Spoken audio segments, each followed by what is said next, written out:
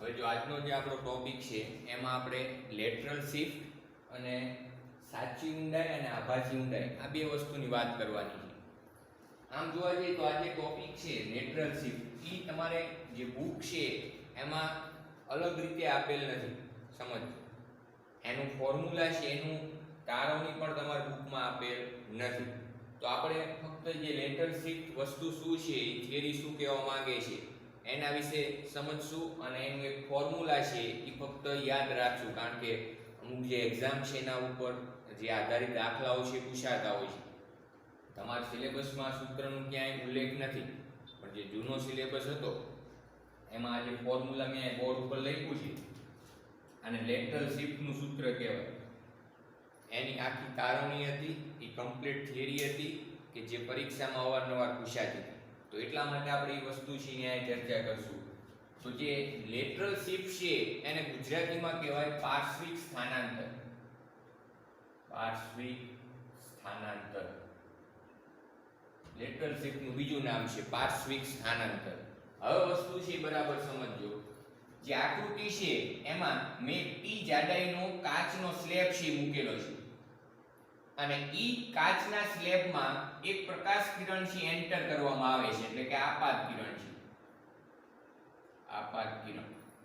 તો આ જે ખૂણો છે, જે બિંદુ એટલે કે આ જે PQ સપાટી છે, કે જે PQ સપાટી આ બે માધ્યમોને અલગ પાડે છે. ઉપરનું માધ્યમ છે હવાવાળું માધ્યમ છે જેનો વક્રી ભવનાંક છે n1. અહીંયા જે કાચનો સ્લેબ છે એનો વક્રી ભવનાંક છે n2. એટલા માટે આ જે PQ જે બાજુ છે ઈ જે છે n1 ને n2 જે બે માધ્યમો છે, ઈ બે માધ્યમો છે એને અલગ પાડે છે. સમજો બરાબર. હવે જ્યારે પ્રકાશ કિરણ છે ઈ PQ જે સપાટી છે એના કોઈ પણ બિંદુએ આપાત થશે ત્યારે આપણે એને આપાત કોણ દર્શાવશું? આ જે છે આપાત, જે PQ સપાટી છે એને દોરેલ શું છે? લંબ. અને આપણને ખબર છે કે હમણાં આપાત કોણ હોય કે પરાવર્તન કોણ હોય કે વક્રીભવ કોણ હોય, એ હંમેશા લંબ સાથે બનતો ખૂણો છે. એટલા માટે આ ખાસ યાદ રાખવાનું કે આ જે આપાત કિરણ છે એ આ લંબ સાથે જે ખૂણો બનાવે છે એને કહેવાય આપાત કોણ. હવે આ આપાત કિરણ આ કોણે આપાત થયું. તો હવે શું થશે કે જ્યારે એક માધ્યમમાંથી બીજા માધ્યમમાં પ્રવેશે, જ્યારે માધ્યમ અલગ હોય ત્યારે જ વક્રીભવન થાય. આ યાદ રાખવાનું. જ્યારે માધ્યમ અલગ હશે ત્યારે જ વક્રીભવન થશે. એટલે વક્રીભવનની ઘટના પાછળનું મૂળભૂત કારણ શું છે કે જ્યારે પ્રકાશ કિરણ એક માધ્યમમાંથી બીજા માધ્યમમાં, એક માધ્યમ અને બીજું માધ્યમ એટલે એને તમે કઈ રીતે અલગ પાડી શકો? તો કે એના વક્રીભવનાંક અનુસાર. કે બે અલગ અલગ માધ્યમ હોય તો એનો બેનો વક્રીભવનાંક છે અલગ અલગ હશે. ખ્યાલ આવે છે કે નહીં? જેમ કે એક ઉદાહરણ આપું કે હવા છે એનો વક્રીભવનાંક 1 હોય. સમજો. હવે કોઈ પ્રકાશ કિરણ જ્યારે હવામાં ગતિ કરતું હોય તો ત્યારે એનું વક્રીભવન ન થાય, કારણ કે એક જ માધ્યમમાં ગતિ કરે છે. ખ્યાલ આવે છે કે નહીં? પણ માની લો કે હવામાંથી પ્રકાશ કિરણ જ્યારે પાણીમાં ગતિ કરે તો હવે માધ્યમ બદલાનું, એટલે હવે એનું વક્રીભવન થશે. તો અહીંયા એ જ વસ્તુ સમજાવે છે કે જ્યારે આપાત કિરણ છે આ જેટલા આપાત કોણે હવામાંથી કાચના સ્લેબમાં, કાચના સ્લેબ કે જેની જાડાઈ T છે એમાં એન્ટર થાય છે ત્યારે એનું વક્રીભવન થાય છે. અને વક્રીભવન થશે એટલે અહીંયા જે ખૂણો બનશે એને આપણે R કહેશું, જેને કહેશું વક્રીભૂત કોણ. અને આપણે એક બીજી વસ્તુ વક્રીભવનમાં સમજાવી હતી કે જ્યારે પ્રકાશ કિરણ પાતળા માધ્યમમાંથી ઘટ માધ્યમમાં પ્રવેશે. સમજો, જ્યારે પ્રકાશ કિરણ પ્રકાશીય પાતળા માધ્યમમાંથી પ્રકાશીય ઘટ માધ્યમમાં પ્રવેશે છે ત્યારે તે લંબ તરફ વળે છે. જ્યાં દેખાય છે, જો આ પ્રકાશ કિરણ આ હવામાંથી કાચના સ્લેબમાં પ્રવેશે છે, એટલે હવાવાળું માધ્યમ છે ઈ પાતળું માધ્યમ કહેવાય, કારણ કે એનો વક્રીભવનાંક કાચ કરતા ઓછો હોય. કાચનો વક્રીભવનાંક કેટલો હોય? તો કે 1.5. આ યાદ રાખો. ખ્યાલ આવે છે કે નહીં? ચાલો આગળ. એટલા માટે જો આપાત કિરણ છે કે જેનું અહીંયાથી વક્રીભવન થાય તો જે વક્રીભૂત કિરણ છે આ જે લંબ છે એ તરફ વળે. પાછું વક્રીભૂત કિરણ છે આ બીજી સપાટી ઉપર આવે. ક્યાં? તો કે RS. આ બીજી સપાટીમાંથી વક્રીભૂત કિરણ પાછું જ્યારે બહાર નીકળશે ત્યારે એનું ફરીવાર વક્રીભવન થાય. તો હવે જે કિરણની દિશા કઈ થઈ? તો કે ઘટમાંથી પાતળામાં. પહેલા શું હતું? હવામાંથી કાચના સ્લેબમાં દાખલ થયું એટલે પ્રકાશ કિરણની દિશા કઈ ગઈ? તો કે પ્રકાશીય પાતળા માધ્યમમાંથી પ્રકાશીય ઘટ માધ્યમમાં. હવે ઘટ માધ્યમમાં આ સપાટી ઉપર આવી ગયું, સમજજો. તો હવે એની જે દિશા છે એ કઈ થઈ? તો કે ઘટમાંથી પાતળામાં. તો જ્યારે કોઈ પ્રકાશ કિરણનું ઘટમાંથી પાતળા માધ્યમમાં વક્રીભવન થાય છે ત્યારે લંબથી દૂર જાય છે. તમને આ દેખાય છે જો. હવે જ્યારે આ પ્રકાશ કિરણ અહીંથી બહાર નીકળશે તો આ જે લંબ છે અહીંયાથી શું થશે? દૂર જશે. ખ્યાલ આવે છે કે નહીં? બીજી વસ્તુ કે જો આ ખૂણો R છે તો આ ખૂણો R થાય. આ યાદ રાખો. એટલા માટે આ જે પ્રકાશ કિરણ, આ જે આપાત કિરણ હતું, એ આપાત કિરણ જ્યારે સ્લેબમાં દાખલ થયું, સમજજો, અને સ્લેબમાંથી બહાર નીકળ્યું તો ત્યારે એની વચ્ચે કંઈક પાર્શ્વિક સ્થાનાંતર થયું કહેવાય. બીજા શબ્દોમાં એવું કહેવાય કે એનો માર્ગ છે બદલાણો છે. તો એ આકૃતિમાં દેખાય છે જો. આને નિર્ગમિત કિરણ કહેવાય. શું કહેવાય? નિર્ગમિત કિરણ. સમજજો. માની લો કે જો આ કાચનો સ્લેબ આ ન હોત, આ કાચનો સ્લેબ છે ત્યાં ન હોત તો આ જે પ્રકાશ જે કિરણ છે એ જ દિશામાં આગળ વધે, જે મેં ડોટેડ લાઈન વડે દર્શાવેલ છે જો. કારણ કે તો એનું વક્રીભવન થશે નહીં. હવે તમે શું કર્યું કે એના માર્ગમાં ટી જાડાઈનો એક કાચનો સ્લેબ મૂકી દીધો. તો ટી જાડાઈનો કાચનો સ્લેબ અંદર મૂકી દીધો એટલે હવે એનું માધ્યમ બદલાણું. ઈ જે માધ્યમમાં ગતિ કરતું હતું હવામાં, એમાં હવે વચ્ચે કાચનો સ્લેબ આવી ગયો એટલે માધ્યમ બદલાણું એટલે હવે વક્રીભવન થશે. અને અહીંયા મિત્રો બે વાર વક્રીભવન થાય છે. એક આ સપાટી પાસે કે જ્યારે પ્રકાશ કિરણ હવામાંથી કાચમાં દાખલ થાય, કાચના સ્લેબમાં, અને બીજી વખત ક્યાં વક્રીભવન થાય? તો કે જ્યારે કાચના સ્લેબમાંથી બહાર નીકળે. એટલા માટે નિર્ગમિત કિરણ કીધું. તો જો આ એનો મૂળ માર્ગ થયો. હું આ જે આપાત કિરણ છે ને આ રીતે ડોટેડ લાઈન વડે લંબાઈ દઉં તો આ જે છે એનો મૂળ માર્ગ થયો. મૂળ માર્ગ. અને આ જે નિર્ગમિત કિરણની જે દિશા દર્શાવેલ છે ઈ એના વક્રીભવનના કારણે જે નવો માર્ગ મળ્યો ઈ થયો. તો એનો મતલબ એવો થયો કે જે મૂળ માર્ગ છે ત્યાંથી પ્રકાશ કિરણ કે જે નિર્ગમિત થાય છે એ આટલું શિફ્ટ થઈ ગયું. કેટલું? તો કે આ બંને વચ્ચેનું જે અંતર છે એ જો. અને આને x ને જ મિત્રો શું કહેવાય? Lateral shift. લેટરલ શિફ્ટ ગુજરાતીમાં કહેવાય પાર્શ્વિક સ્થાનાંતર. અને પાર્શ્વિક સ્થાનાંતરનું મિત્રો સૂત્ર છે x t sin. આની તારવણી આપણે નહીં કરી કારણ કે તમારા સિલેબસમાં નથી આપે, પણ સૂત્ર યાદ રાખીશું અને જરૂર પડે તો જે તમારા ટેક્સ્ટ બુક છે એ થિયરીમાં આ સૂત્ર લખી નાખશું. x t sin કૌંસમાં i r છેદમાં cos r. આ લેટરલ શિફ્ટનું સૂત્ર છે કે તમને એમ કે માની લો કે આના ઉપરથી તમને કોઈ એક દાખલો આપી શકે. ખ્યાલ આવે છે કે નહીં? કે પ્રકાશ કિરણ હવામાંથી કાચ કે જેનો વક્રીભવનાંક 1.5 માં દાખલ થાય છે, આના માટે આપાત કોણ છે 30 ડિગ્રી છે. સમજજો, આપાત કોણ કેટલો છે? 30 ડિગ્રી છે. તો લેટરલ શિફ્ટ શોધો. હવે મિત્રો તમારે લેટરલ શિફ્ટ શોધવા માટે કઈ કઈ વસ્તુની જરૂર પડે? તો કે પહેલા તો આની જરૂર પડશે, આપાત કોણ. ઈ તમને રકમમાં આપી દીધો છે કે તમને એમ કીધું કે આપાત કોણ છે 30 ડિગ્રી છે. સમજજો બરાબર. આ t ની જરૂર પડે, એ તમને રકમમાં આપી દીધું કે જે કાચની સ્લેબ છે એની જાડાઈ છે, એની થિકનેસ કેટલી છે? તો કે 3 સેન્ટીમીટર. એક ઉદાહરણ તરીકે એટલે t ની કિંમત આપી દીધી હોય. આટલી વસ્તુ તમને આપેલી હોય, તમને કીધું હોય કે લેટરલ શિફ્ટ x મેળવો. સમજજો, તો એક પ્રકારનું અંતર જ છે. આનો જે એકમ આવશે ને મીટરમાં આવશે, સેન્ટીમીટરમાં આવશે. ખ્યાલ આવે છે કે નહીં? તો પહેલા તમારે r ની કિંમત મેળવશો તો જ x મળશે. કારણ કે t ખબર છે, i ખબર છે, r છે આપણે મેળવવા પડે. અને r મેળવવા માટે તમારે યાદ શું રાખવાનું? સમજજો, આ r છે એટલે અહીંયા વક્રીભૂત કોણ છે. ઈ મેળવવા માટે તમારે સિમ્પલ અહીંયા સ્નેલનો નિયમ એપ્લાય કરવાનો. હું અહીંયા બિંદુનું નામ આપું છું m બિંદુ. તમને કોઈ પણ દાખલામાં જ્યારે સ્નેલનો નિયમ ઉપયોગ કરવાનો થાય તો સ્નેલના નિયમનું આપણને સૂત્ર ખબર છે n1 sin i બરાબર n2 sin r. અહીં તમે ગમે એ સંકેત વાપરી શકો ખૂણાઓ માટે, પણ એટલી વસ્તુ યાદ રાખવાની કે અહીંયા n1 લખ્યું સમજજો, અને સ્નેલનો નિયમ તમે કોઈ પણ બિંદુ પાસે લાગુ પાડી શકો. સ્નેલનો જે નિયમ છે એ કોઈ પણ બિંદુએ લાગુ પડે, પણ એક શરત કે ત્યાં વક્રીભવનની ઘટના થતી હોવી જોઈએ.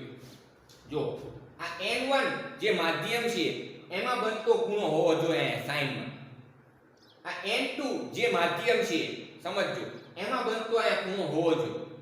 તો અહીં તમે જોઈ શકો છો કે હું અહીં લખું n1 હવાવાળું માધ્યમ તો sin i સમજજો, n2 કાચ તો એમાં બનતો ખૂણો sin r.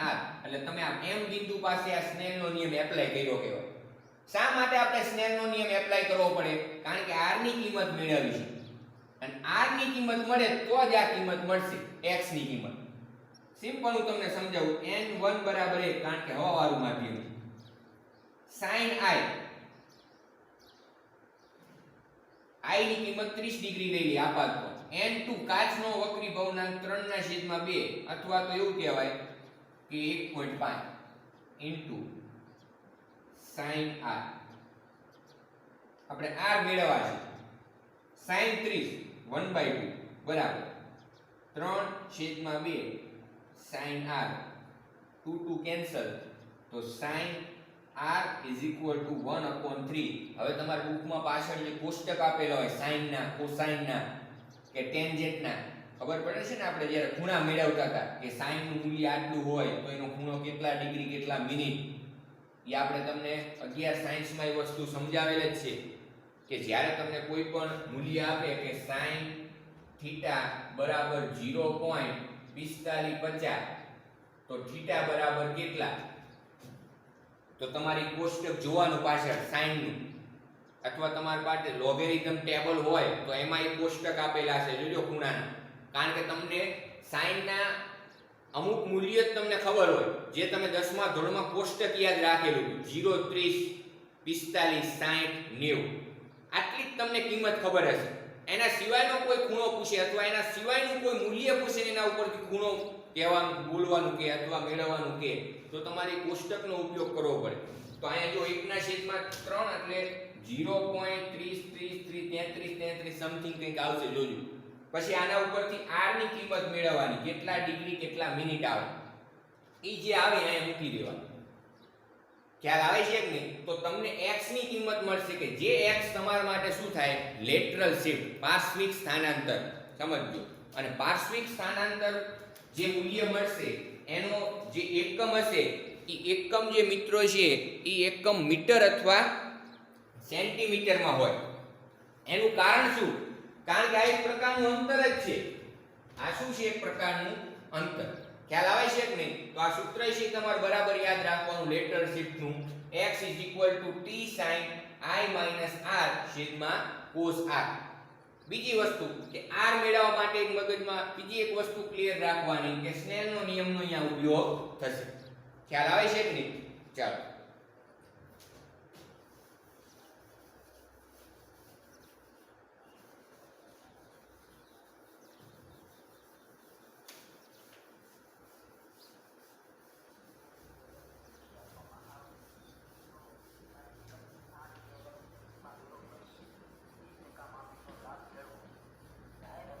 હવે તો અહીંયા જ આપણે એક બીજો ટોપિક છે એની ચર્ચા કરી લઈએ કે જે સ્નેલનો નિયમ છે એ આપણે કીધું કે કોઈ પણ બિંદુએ છે એ સ્નેલનો નિયમ છે તમે લાગુ પાડી શકો. સમજજો બરાબર. કોઈ પણ બિંદુએ જે છે આપણે જે સ્નેલનો નિયમ છે એ લાગુ પડે. હવે એ વસ્તુ છે એ બરાબર સમજવાની છે. પછી આપણે આ ટોપિક છે એની ચર્ચા કરી. જો હું પેલા સ્નેલનો નિયમનું સૂત્ર લખું છું કે sin i છેદમાં sin r બરાબર n2 ના છેદમાં n1. જ્યાં આપણે n21 ને શું કહેતા હતા તો કે માધ્યમ 1 ની સાપેક્ષે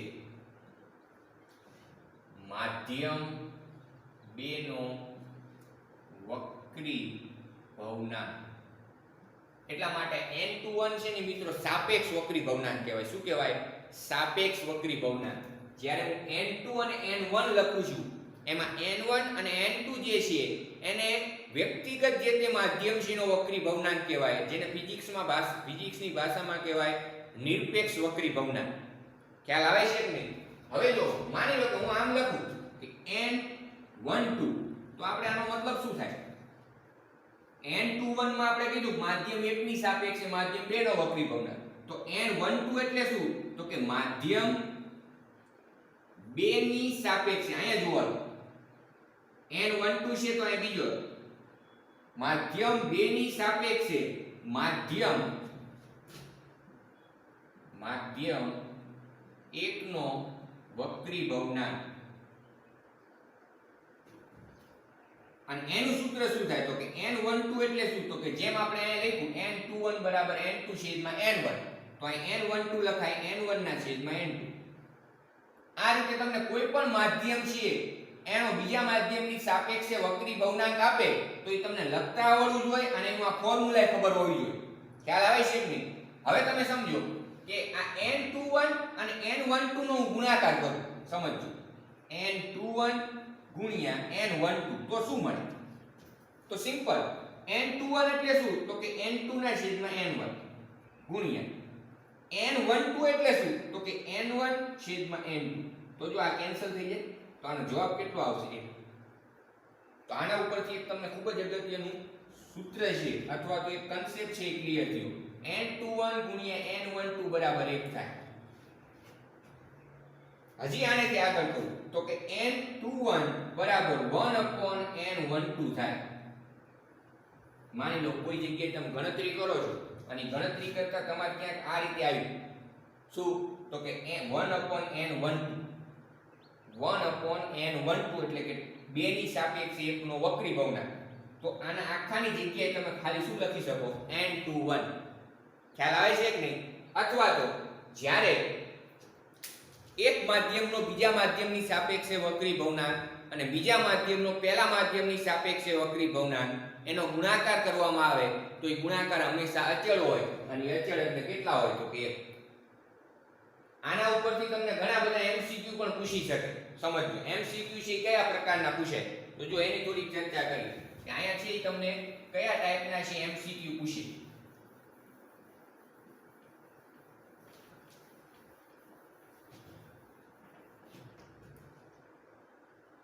હવે માની લો કે તમને આવું આપી દીધું હોય કે n32, તો આનો મતલબ શું થાય? n32 એટલે શું? તો કે માધ્યમ 2 ની સાપેક્ષે, જો બોલવાનું કઈ રીતે ખાસ ધ્યાન રાખજો. n32 છે તો અહીંથી બોલવાનું માધ્યમ 2 ની સાપેક્ષે માધ્યમ 3 નો વક્રી ભવનાંક. અને એનું સૂત્ર કઈ રીતે લખવાનું? તો કે અહીંયા પહેલા છે ત્યાં લખવાના n3 ના છેદમાં n2. માની લો કે તમને આમ કે n31, તો આનો મતલબ શું થાય? માધ્યમ 1 ની સાપેક્ષે માધ્યમ 3 નો વક્રી ભવનાંક એટલે કે n3 છેદમાં n1. અને તમને હવે એવું કહે કે n21 બરાબર કેટલા? સિમ્પલ, જો આવા ટાઈપના MCQ પૂછે કે તમને એવું કીધું છે કે માધ્યમ 2 ની સાપેક્ષે માધ્યમ 3 નો વક્રી ભવનાંક છે ઈ x છે, ઈ કોઈ પણ કિંમતે આપી શકે. માધ્યમ 1 ની સાપેક્ષે માધ્યમ 3 નો વક્રી ભવનાંક y છે. તો માધ્યમ 1 ની સાપેક્ષે માધ્યમ 2 નો વક્રી ભવનાંક એટલે કે n21 બરાબર કેટલા? અને એવું બની શકે મિત્રો કે તમને ખાલી રકમ છે ને એમાં આવું લખી દે કે n32 બરાબર x, n31 બરાબર y, તો n21 બરાબર કેટલા? ખાલી આટલી જ વસ્તુ આપેલી, કોઈ વાક્ય નો લખેલું હોય અને તમને આ મેળવવાનું કીધું હોય ખાલી જગ્યા પૂછી, તો તમારે ત્યારે એ વસ્તુ ખાસ યાદ રાખવી પડે કે આ n23 એટલે શું, n13 નો મતલબ શું અને n12 એટલે શું. ખ્યાલ આવે છે કે નહીં? n21 નો મતલબ શું થાય? તો કે માધ્યમ 1 ની સાપેક્ષે માધ્યમ 2 નો વક્રી ભવનાંક. તમને રકમમાં શું આપેલું છે? તો કે માધ્યમ 2 ની સાપેક્ષે માધ્યમ 3 નો વક્રી ભવનાંક આપેલો છે, માધ્યમ 1 ની સાપેક્ષે માધ્યમ 3 નો વક્રી ભવનાંક આપેલો છે. અને તમારે માધ્યમ 1 ની સાપેક્ષે માધ્યમ 2 નો વક્રી ભવનાંક મેળવવો છે તો એકદમ સિમ્પલ છે જો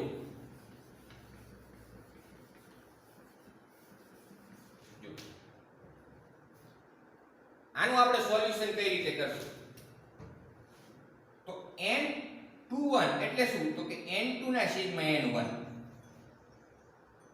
મતલબ આપણે n2 ના છેદમાં n1 ની કિંમત મેળવવી છે તો હવે તમે આ બેને ધ્યાનથી જો કે n32 લખ્યા એટલે n3 ના છેદમાં n2 n31 લખ્યા એટલે n3 ના છેદમાં n1 સિમ્પલ તો હવે હું શું કરીશ કે હું આનો ગુણોત્તર લઉં છું આ રીતે ઈ કઈ રીતે હમણાં તમને ખબર પડશે n31 છેદમાં n32 જો n31 એટલે શું તો કે n3 છેદમાં n1 છેદમાં n32 એટલે તો કે n3 છેદમાં n2 હવે જો આ n3 કેન્સલ થઈ જાય છેદનો છેદ ક્યાં જતો રહે અંશમાં એટલે આના બરાબર આવશે n2 ના છેદમાં n1 અને n2 ના છેદમાં n1 એટલે શું થાય તો કે n21 એનો મતલબ એવો થયો કે n21 મેળવવા છે તો n31 છેદમાં n32 નો ગુણોત્તર મેળવવો પડે સિમ્પલ n31 કેટલા છે y એ તમને અહીંયા કિંમતે આપી શકે આપણે એક્ઝામ્પલ લીધેલું છે અને n32 કેટલા છે x તો આ તમારો જવાબ n21 is equal to y upon x આ છે તમારો 1 ની સાપેક્ષે 2 નો વક્રી ભવનાંક થયો માની લો કે અહીં આવું પૂછ્યું હોય તો સિમ્પલ કે આના ઉપરથી n21 છે ઈ y upon x હોય તો n12 કેટલા હોય તો કે એનો વ્યસ્ત x upon y આ મેળવવાની જરૂર નથી અને એનો તમે ગુણાકાર કરો તો 1 થાય જો આ બે નો ગુણાકાર કરીને આપણે આ બે નો ગુણાકાર તો ગુણાકાર કેટલો આવે ખબર છે 1 ખ્યાલ આવે છે કે આનો મતલબ શું થયું મિત્રો કે તમને કોઈ પણ 3 માધ્યમ આપેલા છે 1 2 3 એમાંથી કોઈ પણ એક માધ્યમનો બાકીના બે માધ્યમની સાપેક્ષે વક્રી ભવનાંક ખબર છે તમને 3 માધ્યમ આપેલા છે 1 2 3 ગમે એટલા આપેલા હોય તો આ સાચું તમને શું કીધું છે કે કોઈ પણ એક માધ્યમનો તમને બીજા બે માધ્યમની સાપેક્ષે વક્રી ભવનાંક ખબર છે જેમ કે ત્રીજું જે માધ્યમ છે જો અહીંયા એ ત્રીજાનો તમને બાકીના બેની સાપેક્ષે વક્રી ભવનાંક જો ખબર હોય તો તમે જે બાકીના બે માધ્યમ છે એના સાપેક્ષ વક્રી ભવનાંક મેળવી શકો એટલે કે n21 એ મેળવી શકાય અને n12 ની કિંમતે મેળવી શકાય તો અહીંયા જે આ ટોપિક છે એ પૂરો હવે આપણે બીજા ટોપિકની ચર્ચા કરી સાચી ઊંડાઈ અને આભાસી ઊંડાઈ સમજો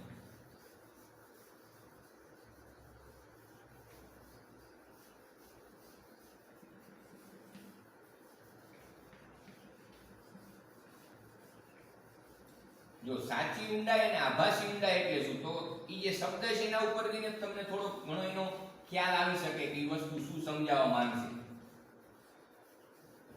પહેલા તો એક તમને ઉદાહરણ આપું કે સાચી ઊંડાઈ અને આભાસી ઊંડાઈ એટલે શું સમજજો જો તમે ઘણીવાર જોયું હશે તમારી પાસે એક ડોલ છે માની લો એક ઉદાહરણ તરીકે એક ડોલમાં તમે એક સિક્કો છે એ તળિયે મૂકો છો હવે સૌપ્રથમ ડોલમાં તમે પાણી નથી ભરતા ડોલમાં તમે પાણી ભરતા નથી અને એ સિક્કાને તમે ઉપરથી જોવો છો તો એ તમને સિક્કાની જે ઊંડાઈ દેખાશે સમજજો એ કેટલી હશે તો કે જે ડોલની ઊંડાઈ છે ને એટલી ડોલ જેટલી ઊંચાઈની હશે અથવા ઊંડાઈની હશે એટલી જ ઊંડાઈ સિક્કો તમને દેખાશે ખ્યાલ આવે છે કે નહીં પણ માની લો કે હવે તમે ડોલમાં પાણી ભરી દો છો અને સિક્કો તળિયે છે અને તમે સિક્કાને એક્ઝેક્ટ લંબ અવલોકન કરો છો સમજો એ સિક્કાનું જે અવલોકન કરવાનું છે ડોલમાં પડેલું કે જેમાં પાણી ભરેલું છે એનું તમે એક્ઝેક્ટ લંબ અવલોકન કરો છો તો ત્યારે તમને એવું જણાશે કે જે સિક્કો છે એ થોડોક ઉપસેલો હશે એનું સ્થાન જેનું મૂળ સ્થાન હતું પહેલા કે જ્યારે ડોલમાં પાણી નહોતું હવે તમે ડોલમાં પાણી ભરીને એનું અવલોકન કરો છો તો ત્યારે સિક્કો એના મૂળ સ્થાનથી સેજ તમને ઉપર જણાશે આ જ વસ્તુ તમે જોઈ હશે કે કોઈ ટાંકો છે પાણીનો એના તળિયે કોઈ વસ્તુ પડેલી છે માની લો કે એક સિક્કો છે એ તળિયે પડેલો છે. હવે જ્યારે તમે એ સિક્કાનું અવલોકન કરશો બહારથી, તમે અવલોકનકાર છો, સમજજો. અને સિક્કો તમારા માટે વસ્તુ કહેવાય. શું કહેવાય? વસ્તુ. અવલોકનકાર અને વસ્તુ, આ બે વસ્તુ ખાસ સમજજો. અવલોકનકાર કયા માધ્યમમાં છે? તો કે હવાવાળા માધ્યમ. તમે એ સિક્કાનું અવલોકન કરશો એટલે ટાંકાની બહાર જ હશો કે ટાંકાની અંદર જઈને અવલોકન ન કરાય. ખ્યાલ આવે છે કે નહીં? સમજજો બરાબર.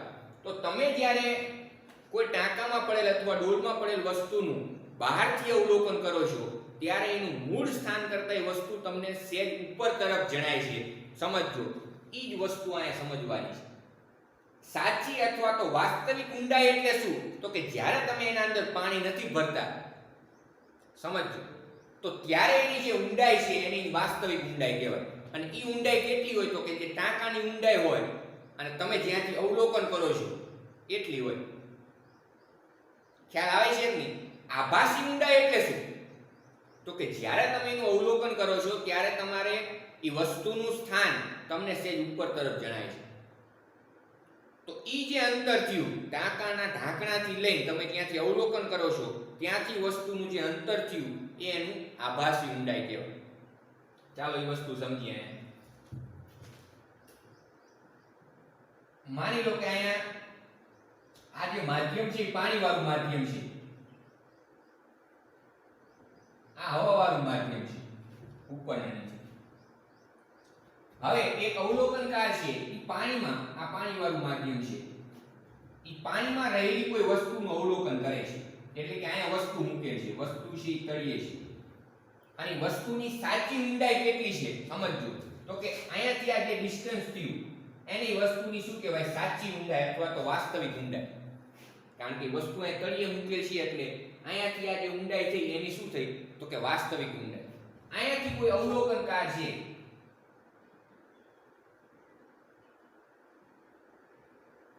આ અવલોકનકાર છે એ આ વસ્તુ છે એનું અવલોકન કરે છે. હું તમને એક ખાસ વસ્તુ સમજાવું છું કે પહેલા તો એ જોવાનું કે અવલોકનકાર કયા માધ્યમમાં છે? તો કે પાતળા માધ્યમમાં, કે જેનો વક્રી ભવનાંક n1 છે. વસ્તુ કયા માધ્યમમાં છે? તો કે ઘટ માધ્યમમાં. વસ્તુ કયા માધ્યમમાં છે? તો કે ઘટ માધ્યમમાં.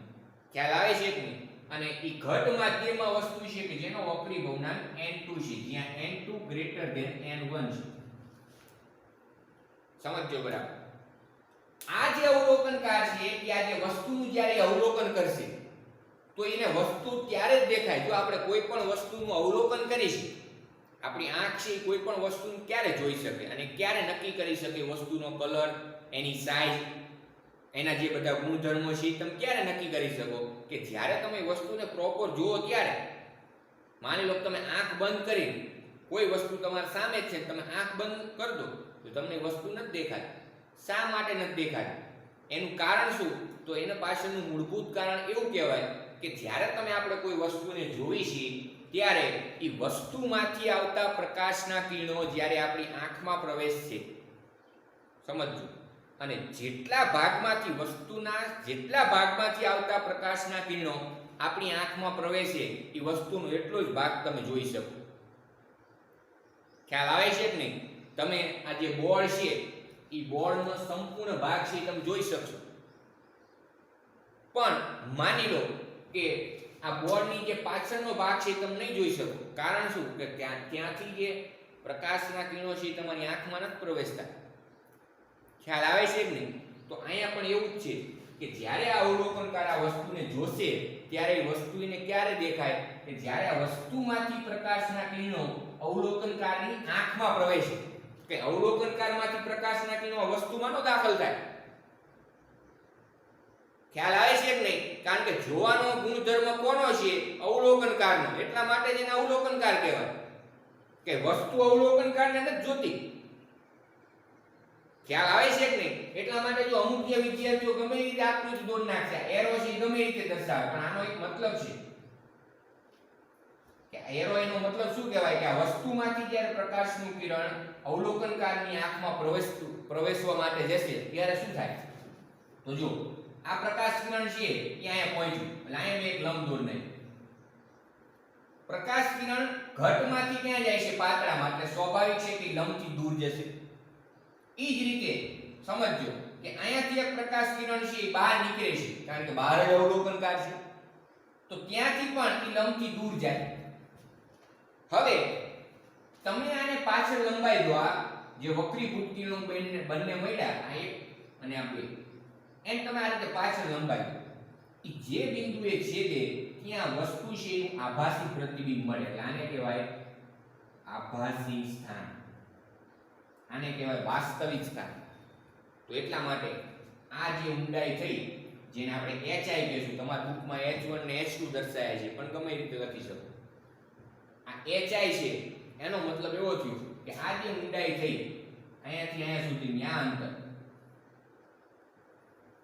ઈ વસ્તુની કઈ ઊંડાઈ કહેવાય? તો કે આભાસી ઊંડાઈ. વસ્તુની વાસ્તવિક ઊંડાઈ શું? તો કે અહીંયાથી લઈને અહીંયા સુધીનું જે અંતર છે આ, જેને HO વડે દર્શાવ્યું, જેને વસ્તુનું શું કહેવાય? વાસ્તવિક અથવા તો સાચી ઊંડાઈ. ખ્યાલ આવે છે કે નહીં? અને બીજી એક વસ્તુ કે જે વાસ્તવિક ઊંડાઈ હોય એનું મૂલ્ય આભાસી ઊંડાઈ કરતાં વધારે જશે. એનું આપણે જ્યારે ફોર્મ્યુલા લખશું ત્યારે તમને વધારે ખ્યાલ આવશે. અહીંયા તમને એક બીજી વસ્તુની ચર્ચા કરી છે. માની લો કે અવલોકનકાર છે વસ્તુનું આ રીતે ત્રાંસી રીતે અવલોકન કરે છે. આપણે એકદમ શિરોલંબ દિશામાં અવલોકન નથી કરતા, પણ થોડુંક આમ ક્રોસમાં અવલોકન કરીએ છીએ. તો તમે જોયું હશે કે જ્યારે તમે ડોલમાં પડેલ કોઈ સિક્કો છે એને તમે ક્રોસમાંથી અવલોકન કરશો ત્યારે તમને સિક્કો છે બેન્ડ થયેલો જણાશે, અને એનું આભાસી સ્થાન તો જે પહેલા હતું એ પ્રમાણે જ મળશે. ખ્યાલ આવે છે કે નહીં? પણ ઈ વસ્તુ થોડીક તમને વર્તુળાકાર જણાતી હશે. ખ્યાલ આવે છે કે નહીં? તો એટલા માટે અહીંયાથી જે આ ડિસ્ટન્સ થયું એમાં ઈ વસ્તુ છે એનું કયું ઊંડાઈ થઈ? તો કે આભાસી ઊંડાઈની કેટલી હોય? HI. અહીંયા અવલોકનકાર છે બીજી કન્ડિશનમાં. આ પહેલી બીજી આકૃતિ છે, આ પહેલી આકૃતિ છે. ખ્યાલ આવે છે કે નહીં? પણ મેઇન વસ્તુ શું છે કે આપણે સાચી અને આભાસી ઊંડાઈ વચ્ચેનો સંબંધ દર્શાવતું સૂત્ર લખવું છે. તમારા બુકમાં સૂત્રનો ઉલ્લેખ નથી. બુકમાં તો આ એક જ વસ્તુ ખાલી સમજાવેલી છે. ખ્યાલ આવે છે કે નહીં? તો જો આપણે એનું સૂત્ર છે એ લખશું. એકદમ સૂત્ર સરળ છે, સમજજો બરાબર. અને આ સૂત્ર તમારે ક્યાંય બુકમાં કે ક્યાંય આપેલ નહીં હોય. એ હું સૂત્ર તમને લખાવું છું. HI છેદમાં HO. HI છેદમાં HO એટલે કે HI એટલે આભાસી ઊંડાઈ છેદમાં વાસ્તવિક અથવા તો સાચી ઊંડાઈ.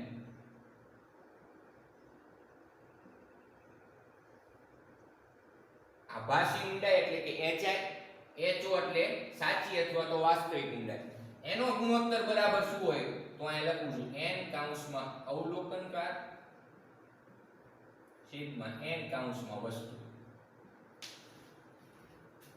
આ જે થિયરી થઈ કે આભાસી ઊંડાઈ અને સાચી ઊંડાઈનો સંબંધ દર્શાવતું સૂત્ર, તો આ એનું મૂળભૂત સૂત્ર છે. હવે માની લો કે આ સૂત્ર આપણે એપ્લાય કરવું છે, તો સિમ્પલ પહેલા લખી નાખવાનું HI ના છેદમાં HO. આ લખી જ નાખવાનું પહેલા. પછી જો અહીંયા મેં શું લખ્યું? તો કે n અવલોકનકાર. એનો મતલબ શું કે અહીંયા તમારા અંશમાં શું લખવાનું? તો કે અવલોકનકાર જે માધ્યમમાં છે એનો વક્રીભવનાંક. તમે જો કાંઈ અવલોકનકાર કયા માધ્યમમાં છે? તો કે n1. તો અહીંયા હું લખીશ n1 છેદમાં શું લખ્યું મેં? n વસ્તુ.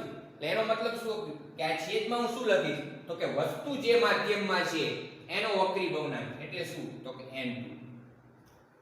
હવે n1 વાળું માધ્યમ માની લો કે જો હવા હોય તો એનો વક્રીભવનાંક n1 બરાબર થાય 1. કારણ કે હવાનો વક્રીભવનાંક કેટલો હોય? નિરપેક્ષ વક્રીભવનાંક 1. તો અહીંયા આપણે આવું લખાય 1 ના છેદમાં n2. તો આના ઉપરથી આવું થાય HI ના છેદમાં HO બરાબર 1/n2. માટે HI ને કરતા બનાવી તો HO સામે મલ્ટીપ્લાય થઈ જાય, છેદમાં આવે n2. આ વસ્તુ તમને શું સમજાવે છે? જો કે જે HI ની કિંમત મળશે એ HO કરતા ઓછી થવાની, કારણ કે HO ના છેદમાં શું છે? n2. એટલે એનો મતલબ એવો થયો કે HI હંમેશા લેસ ધેન HO હોય. આભાસી ઊંડાઈ વાસ્તવિક ઊંડાઈ કરતા ઓછી જ હોય તો જ એને આભાસી ઊંડાઈ કહેવાય. ખ્યાલ આવે છે કે નહીં? પણ એ ક્યારે હોઈ શકે? સમજજો બરાબર. તો એ ત્યારે જ હોઈ શકે કે જ્યારે અવલોકનકાર હવામાંથી પાતળા માધ્યમમાં એટલે કે ઘટ માધ્યમમાં રહેલી વસ્તુ છે એનું અવલોકન કરે છે. સમજજો. હજી એક હું એક બીજું ઉદાહરણ તમને આપું આ ટોપિક છે એને ક્લિયર કરવા માટે. માની લો કે એક તળાવ છે. હવે એ જે તળાવ છે એના તળિયે રહેલી કોઈ એક માછલી છે.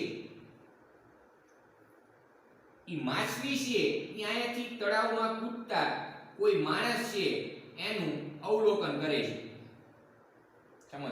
આ એક માણસ છે કે જે તળાવમાં કૂદે છે એનું આ જે માછલી છે એ અવલોકન કરે છે.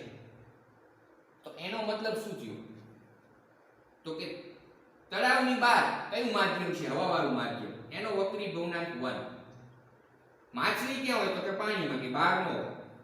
એનો વક્રી ભવનાંક શું થયો? n2. તો હવે આ કન્ડિશન માટે આપણે આ સૂત્ર કઈ રીતે એપ્લાય કરી શકીએ? જો મેં શું કીધું કે પાણીમાં રહેલી માછલી એક સમય માટે એવું વિચારો કે માછલી એટલી બુદ્ધિશાળી છે કે જે અવલોકન કરી શકે. સિમ્પલ. એટલે માછલી છે એ તળાવમાં કૂદતા કોઈ પણ માણસ એમાં અવલોકન કરે છે કે જે તળાવમાં જમ્પ મારે છે. તો માછલી છે એ અવલોકનકાર થઈ. આ અવલોકનકાર. અને અહીંયા શું કહેવાય? વસ્તુ. તો આ સૂત્ર છે ને હવે અહીંયા તમે કઈ રીતે લખશો? પહેલા લખી નાખવાનું h ના છેદમાં h. આ તો આવશે. સમજજો. અહીંયા શું લખવાનું? તો જો અહીં n અવલોકનકાર મેં લખ્યું છે તો તમે જો કઈ અવલોકનકાર કયા માધ્યમમાં છે? તો કે પાણીવાળા માધ્યમમાં. હું અહીંયા લખીશ n2. શા માટે? કારણ કે અહીંયા તમારે એનો વક્રી ભવનાંક લખવાનો કે જેમાં અવલોકનકાર હશે. અને અહીંયા અવલોકનકાર આપી આ માછલી. એટલા માટે મેં અહીંયા અંશમાં n2 લખ્યા. છેદમાં શું લખવાનું? તો કે n વસ્તુ. n વસ્તુ એટલે શું? તો કે વસ્તુ જે માધ્યમમાં છે એનો વક્રી ભવનાંક. અહીંયા વસ્તુ કયા માધ્યમમાં છે માણસ? તો કે હવામાં. તો અહીંયા આવું થશે n2. કારણ કે n1 ની કિંમત તો કેટલી હોય? હવાનો વક્રી ભવનાંક. તો hi બરાબર થાય n2 * ho. તો આનો મતલબ શું થાય? કે આભાસી ઊંડાઈ છે એ વાસ્તવિક ઊંડાઈના n2 ગણી હોય. એટલે કે વધારે હોય. અહીંયા શું હતું? તો કે આભાસી ઊંડાઈ વાસ્તવિક ઊંડાઈ કરતા ઓછી હતી. આ બે વચ્ચેનો ડિફરન્સ શું તમને હવે ખબર પડવી કે અહીંયા આભાસી ઊંડાઈ વાસ્તવિક ઊંડાઈ કરતા ઓછી એટલા માટે મળી કારણ કે અવલોકનકાર હવામાં હતો. સિમ્પલ. અને હવામાંથી ઘટ માધ્યમમાં રહેલી વસ્તુનું અવલોકન કરતો હતો. એ જ વસ્તુમાં અહીંયા આપણે એવું કીધું કે જ્યારે ઘટ માધ્યમમાં રહેલી કોઈ અવલોકનકાર છે એ પાતળા માધ્યમમાં રહેલી જ્યારે વસ્તુનું અવલોકન કરશે તો ત્યારે એની વસ્તુની જે આભાસી ઊંડાઈ દેખાય એ વાસ્તવિક ઊંડાઈ કરતા કેવી હશે? વધારે. ખ્યાલ આવે છે કે નહીં? તો આ જે છે એ ખાસ કરીને વાસ્તવિક અને આભાસી ઊંડાઈ છે એની વચ્ચેનો ડિફરન્સ થયો. અને બીજો એક કુદરતી ઘટના છે એની આપણે ચર્ચા કરી કે કુદરતમાં એક એવી ઘટના બને છે તમે એને રોજબરોજ જે છે નિહાળો છો એમાં આ વસ્તુ છે એ ઘટના બને છે. સાચી ઊંડાઈ, વાસ્તવિક ઊંડાઈ. કઈ રીતે? સમજો.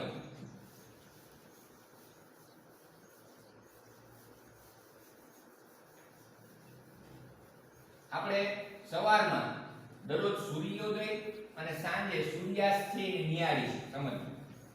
તો એ જે સૂર્યોદય થાય છે અને સૂર્યાસ્ત થાય છે એમાં પણ આ થિયરી છે નો ઉપયોગ થાય છે. સમજો.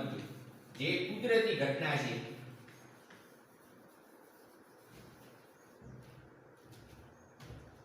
જો આ પૃથ્વી છે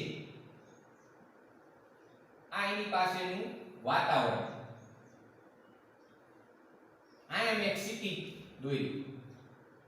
ક્ષિતિજ એટલે શું? તો કે જ્યાં જમીન ને આકાશ ભેગા થતા હોય. તમે એવી બાજુ નજર કરતા હો સૂર્ય બાજુ અથવા અમુક એવા રેગિસ્તાન વિસ્તાર છે રણ વિસ્તારમાં તો તમે જોયું હશે કે તમને રેખા દેખાશે કે જે રેખા છે એને તમે એવું કહી શકો ખૂબ દૂર તમને એવું આભાસ થાય કે ત્યાં આકાશ અને જમીન એકબીજા સાથે ભેગા થાય છે. એની વચ્ચેનો ડિફરન્સ થાય છે.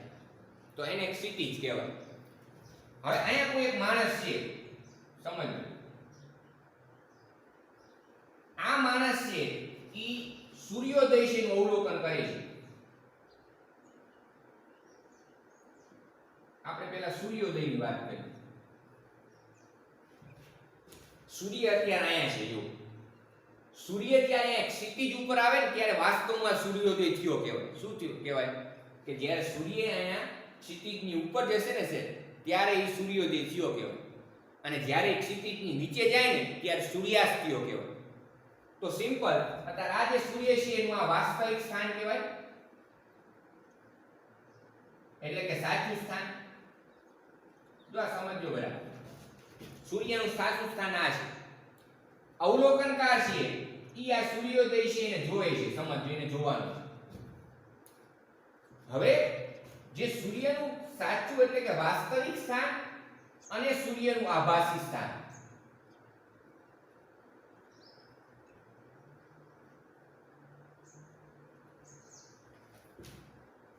વાસ્તવિક સ્થાન અને આભાસી સ્થાન છે એમાંથી નીકળતા જે પ્રકાશના કિરણો જ્યારે એ અવલોકનકારની આંખમાં પ્રવેશે છે ત્યારે અહીંયા 0.5 ડિગ્રી એંગલ બનાવે છે. અને એટલા માટે ઈ અવલોકનકારને ઈ સૂર્યના સાચા સ્થાન અને વાસ્તવિક સ્થાન વચ્ચે આટલો અંતર જણાય છે. જો અને આ અંતર માટે તમે જે સમય મેળવો તો ઈ સમય મળે છે 2 મિનિટ. જોઈ તમારી બુકમાં પેજ નંબર મૂકો એટલા ઉપર તમને એ આકૃતિ છે આપેલી છે. જો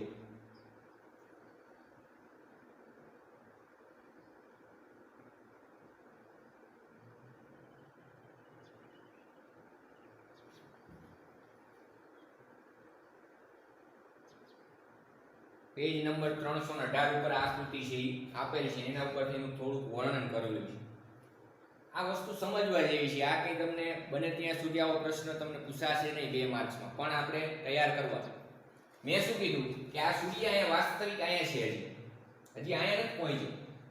પણ આપણે જ્યારે સવારમાં વહેલા ઉઠીને ત્યારે સૂર્યનું અવલોકન કરીએ છીએ ત્યારે આપણે આ સૂર્યોદય થઈ ગયો છે એવું માની છે. પણ વાસ્તવમાં હજી સૂર્યોદય થવામાં 2 મિનિટની વાર છે. સૂર્યોદય થવામાં 2 મિનિટ જેટલો સમય છે એ હજી બાકી છે. અને ત્યારે આપણને સૂર્યોદય થઈ ગયો છે એવું મને જણાય છે. અને ત્યારે તમે જોયું હશે કે સૂર્ય છે ને એકદમ ફ્લેટ દેખાય, એકદમ કેસરી કલરમાં, એકદમ તમે એનો વર્તુળાકાર ભાગ છે જોઈ શકો.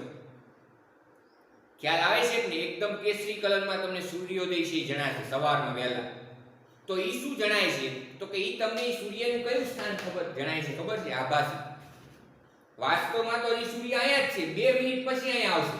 અને ત્યારે વાસ્તવમાં સૂર્યોદય થયો કહેવાય. તો ઈ શા માટે બને છે? કારણ કે જે વાતાવરણ છે એમાંથી જે પ્રકાશના કિરણો અવલોકનકારની આંખમાં પ્રવેશે છે, ઈ આંખમાં પ્રવેશતી વખતે જે અવલોકનકારની આંખ સાથે જે ખૂણો બનાવે છે ઈ 0.5 ડિગ્રી જેટલો ઈ એંગલ બને છે, જેને કોણીય એંગલ તરીકે ઓળખવામાં આવે. અને ઈ કોણીય એંગલ અનુસાર ઈ સૂર્યનું સાચું સ્થાન અને આભાસી સ્થાન હોય એમાં આટલું અંતર હોય છે. કારણ કે આપણે કોઈ વસ્તુ જોઈ, એ વસ્તુ તમને એક્ઝેક્ટ સામે દેખાય છે, એનો મતલબ એવો થયો કે વસ્તુ તમારી આંખથી આટલા અંતરે છે. પણ તમે એ વસ્તુને જોવો છો, વસ્તુ વાસ્તવિક અહીંયા છે અને તમને સામે દેખાય છે, એટલે એનો મતલબ એવો થયો કે વસ્તુને હજી એ સ્થાન ઉપર પહોંચવામાં એટલું ડિસ્ટન્સ કાપવું પડશે. એટલે સૂર્ય તમને જણાય છે અહીંયા, પણ વાસ્તવમાં અહીંયા છે. અહીંયા ત્યાં પહોંચવા માટે લાગતો સમયને કેટલો થશે? તો કે 2 મિનિટ. એટલા માટે અવલોકનકાર જે છે એને 2 મિનિટ વહેલો સૂર્યોદય થયો છે એવું કહેવાય. ઈ જ વસ્તુ સૂર્યાસ્તમાં હોય.